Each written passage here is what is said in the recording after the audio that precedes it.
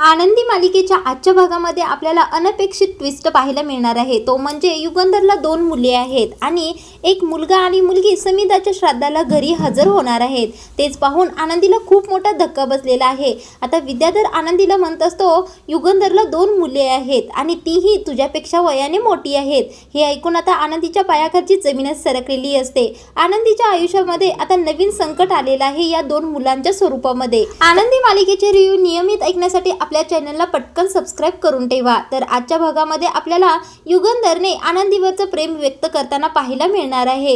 इकडे आता आनंदी किचन मध्ये अगदी आनंदाने स्वयंपाक बनवत असते। आता सुनीताताई आनंदीला म्हणत असतात, आनंदीताई आज शिल्पाताई घरी नाहीत म्हणून आपण शांत स्वयंपाक बनवू शकतोय, नाहीतर शिल्पाताईंचा नेहमी बँडबाजा सुरूच असतो, तोंडाचा पट्टा सुरूच असतो, त्या सतत कोणाला ना कोणाला तरी ओरडतच असतात। आता आनंदी म्हणत असते, सुनीताताई तुम्ही असं म्हणू नका, शिल्पाताई बाहेरून जितक्या स्ट्रॉंग दिसतात तितका त्या आतून तशा नाही। आता इथे धनश्री तिला मूल होत नाही म्हणून ती डॉक्टरांची पाठ सोडून एका भोंदूगिरी बाबाकडे जात असते। हे ऐकते आनंदी आता धनश्रीला समजावून सांगत असते की धनश्रीताई तुम्ही अजिबात असं करू नका, मूल होण्यासाठी भोंदूगिरीचा काहीच उपयोग होत नाही, तर तुम्ही डॉक्टरांच्याकडून योग्य तो सल्ला घ्या आणि विद्याधर सरांना घेऊन जाऊन त्यांची सुद्धा टेस्ट करून घ्या, तुम्हाला यश नक्की येईल।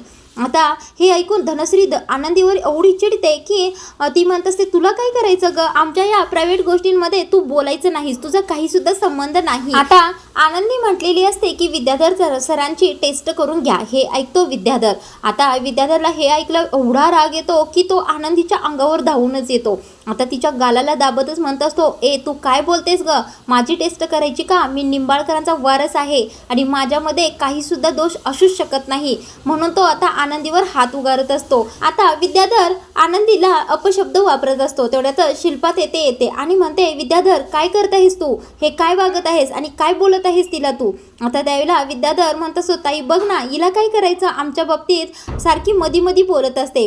आता असं म्हणून विद्याधर रागाने रूममध्ये निघून जातो। इकडे आता शिल्पा आनंदीवर एवढी चिडलेली असते की ती म्हणत असते, तुला काय करायचं ग, नवरा बायकोंच्या गोष्टींमध्ये तू अजिबात बोलत जाऊ नकोस, आणि तुला यापूर्वी सुद्धा ताकीद केली आहे की 2 भावाभावांमध्ये भांडण लावण्याचा प्रयत्न करू नकोस आणि त्यांच्या भानगडीत बोलू नकोस, आमच्या घरातील कोणत्याच गोष्टींमध्ये तू लक्ष घालायचं नाहीस, तुझा काही सुद्धा संबंध नाही। आता इथे आनंदी शांतच बसते।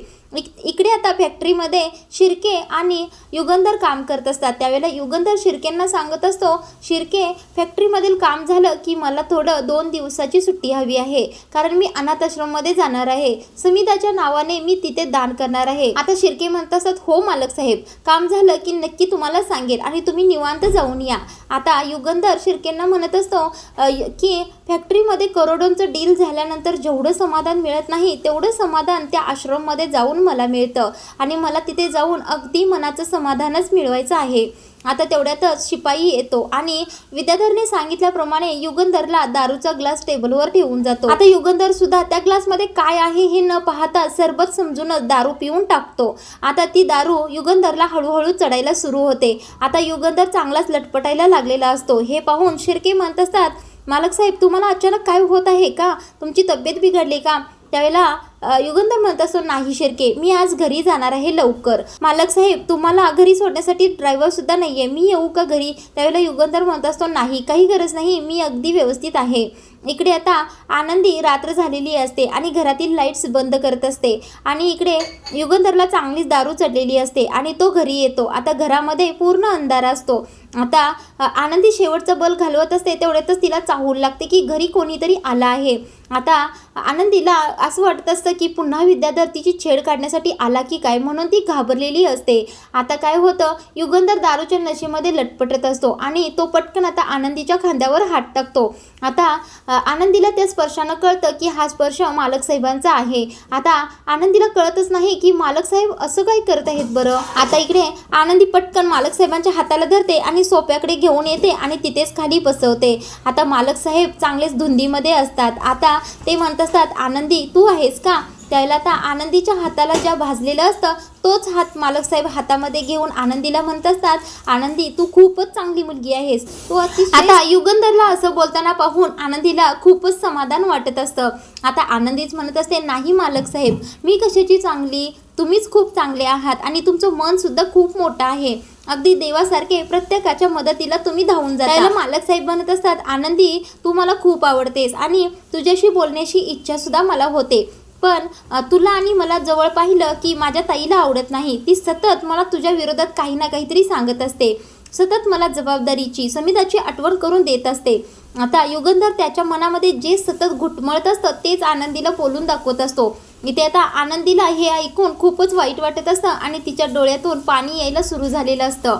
आता इकडे युगंधरने आनंदीच्या ज्या हाताला भाजलेलं असतं, ज्या हाताला जखम झालेली असते, तोच हातामध्ये हात घेऊन बोलायला लागलेला असतो. आता त्या जखमेतून रक्त यायला लागलेलं असतं. आनंदीला खूपच त्रास होत असतो, पण युगंधर काही केल्याने हात सोडायला तयारच नसतो.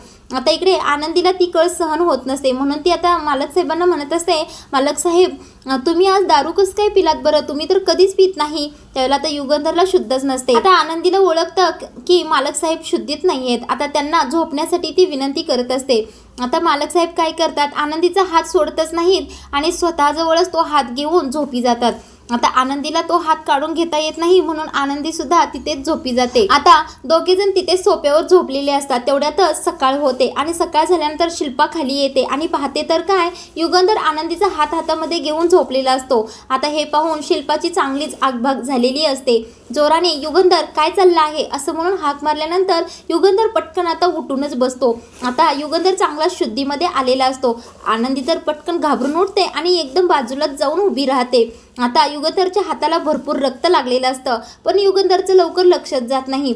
युगंधर म्हणत असतो, मी कधी आलो फॅक्टरीमधून आणि मी अनाथ आश्रममध्ये जाणार होतो ना, मग मी इथे कसं काय आलो. म्हणजे आता युगंधरला रात्री दारू पिलेलं काहीच लक्षात नसतं. इथे आता शिल्पा म्हणत असते, युगंधर तू काय वागतोयस, तुला तरी कळतंय का. आता इकडे युगंधर खूप काही स्पष्टीकरण देण्याचा प्रयत्न करत असतो. तेवढ्यातच युगंधरच्या हाताला रक्त लागलेलं असतं ते त्याला दिसतं. आता तो म्हणत असतो, रक्त आणि माझ्या हाताला कुठून आलं बरं हे. तेवढ्यातच आता असं म्हणत असताना युगंधरचं लक्ष आनंदीच्या हाताकडे जातं. आता आनंदीच्या हाताला एवढी जखम पाहून युगंधर म्हणत असतो, ए आनंदी तुझ्या हाताला काय झाले ग, एवढी जखम कसली झाली आहे. तर आता आजचा भाग इथेच थांबवला आहे. पुढील भागांमध्ये आपल्याला पाहायला मिळणार आहे की समिधाचे श्राद्ध घरामध्ये चालू असतं. सगळेजण समिधाच्या श्राद्धाची पूजा करण्यामध्येच मग्न असतात. तेवढ्यातच 2 एंट्री मालिकेमध्ये झालेल्या आहेत. त्या म्हणजे युगंधर मालक साहेबांची 2 मुले आहेत, एक मुलगा आणि एक मुलगी. आता इकडे युगंधर फोटोची पूजा करत असतो. तेवढ्यातच त्याचा मुलगा पुढे येऊन त्याला समिधाच्या मृत्यूचा जबाबदार ठरवत असतो. तो म्हणत असतो, कशाला माझ्या आईच्या फोटोची पूजा करताय, तुमच्या फॅक्टरीमुळे तुमच्या व्यवसायामुळेच माझ्या आईचा मृत्यू झाला आहे. आता हे सगळं आनंदी ऐकत असते. आता आनंदी म्हणत असते, कोण आहे बरं ही तर मालक साहेबांची मुले वाटत आहेत. त्यावेळेला आता विद्याधर येऊन आनंदीच्या कानामध्ये हळूच म्हणत असतो की हो, मालक साहेबांना 2 मुले आहेत, ती सुद्धा तुझ्यापेक्षा मोठी आहेत. आता हे ऐकून आनंदीच्या पायाखालची जमीनच सरकलेली असते. तर प्रेक्षकांनो, आनंदीच्या आयुष्यामध्ये नवीन संकट आलेलं आहे. आता ती मुलं जर मालक साहेबांशी चांगलं वागत नाहीयेत तर आनंदीशी काय चांगलं वागणार आहेत बरं. आता ती मुलं नेमकी आनंदीशी कशी वागणार आहेत, त्यांचा स्वभाव कसा आहे आणि मालिकेमध्ये कसा रोल त्यांना दिलेला आहे, तेच आपल्याला येणाऱ्या भागांमध्ये पाहायला मिळणार आहे.